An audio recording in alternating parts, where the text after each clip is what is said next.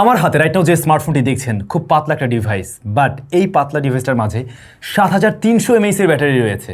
কোন ফোন বুঝতে পারছেন? একটু লোভ দেওয়ার জন্য হাজির হয়ে গেলাম। IQ Z10 বাংলাদেশ মার্কেটে কিন্তু চলে আসছে, আজকেই চলে আসছে এই ডিভাইসটা। ফার্স্ট ইমপ্রেশনের ভিডিও খুব শীঘ্রই পাবেন অবশ্যই। বাট এই ডিভাইসটা শুধুমাত্র কিন্তু ব্যাটারিটাই বড় এমন না, এখানে চার্জারটাও বড় আছে, মানে 90 ওয়াটের চার্জার এর বক্সে আপনি পেয়ে যাচ্ছেন। আর এই ফোনটাতে কিন্তু 120 হার্টজ হাই রিফ্রেশ রেটের যে প্যানেলটা রয়েছে, অ্যামোলেড প্যানেল, সেখানে আবার 5000 নিটস পিক ব্রাইটনেসও পাওয়া যাবে। তবে ভালো বিষয় হচ্ছে প্রসেসর সেকশন, যেখানে কোয়ালকম স্ন্যাপড্রাগন 7S Gen 3 রয়েছে।